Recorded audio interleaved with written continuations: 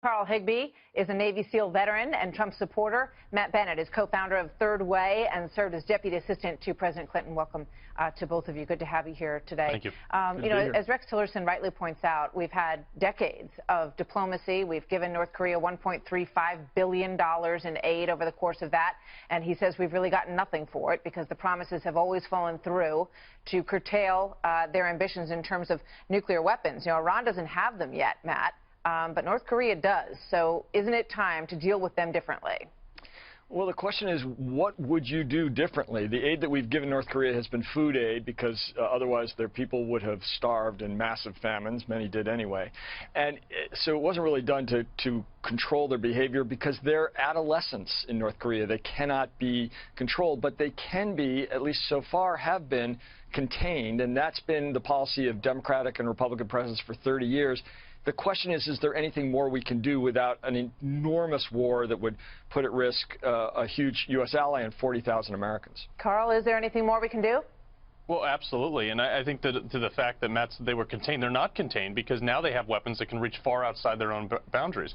There's a lot more we can do in the sense that if one of these missiles leaves the ground again, I say we shoot it down. And if they do it again, we destroy the installation that it came from until they get the message. Military action, it needs to be on the table. But more importantly than the action itself is the notion that North Korea needs to understand that we will take the action and maybe they'll stand down before anything gets too heated. So now it's on to China. Rex Tillerson will go there.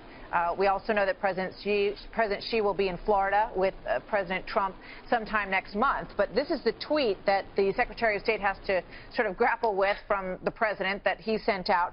It says North Korea is behaving very badly. They have been playing the United States for years. China has done little to help. And then I also want to fold into this the sound from Nikki Haley, the ambassador, as she spoke this morning with Bill Hemmer. Watch. There was a soft approach to China in the past presidency, and what I can tell you now is we're going to go harder on China. We're going to say, look, if you really are wanting to partner with this, if you really are wanting to stop the nuclear testing that's going on in North Korea, prove it. Matt, what do you think? Tough talk. We'll see what that actually turns out being. I think that Tillerson is going to spend a lot of his time at State Department cleaning up things that the president does and says, like this tweet this morning. China is enormously problematic, but they are a major player. They are the major player. Everything in Asia revolves around them, and so we have to treat them carefully, not necessarily respectfully all the time, but with some caution, and that is not a Trump strong suit. What do you think, Carl? Well, I think that, China is, as he said, a very big player in this. But the fact is that if North Korea is threatening us and our military installations and our allies in the area, then we absolutely need to act. And if China's not going to get on board with us, we need to make it very clear and potentially, at these tables talk about the fact that we may, have to strike some sort of military installation in North Korea without their consent or without their support. One last question. Matt, it's quite evident that both General Mattis and Secretary of State Tillerson don't have their deputies in place. A number of their picks have been shot down. How problematic is that?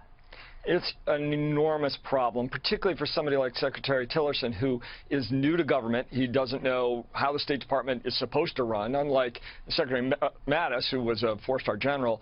Tillerson is basically all by himself. He tried to get a deputy approved, but the White House wouldn't give it to him, and this is a real problem for him. He's home alone over there. Carl, it makes them appear as if they don't have a lot of power within the White House, especially, when you have meetings with Saudi leaders that are not attended by either one of these individuals. Your quick thoughts.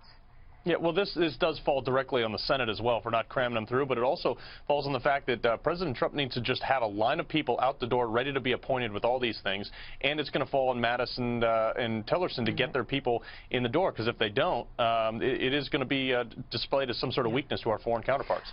Good points all. Carl Higbie, Matt Bennett, thank you very much.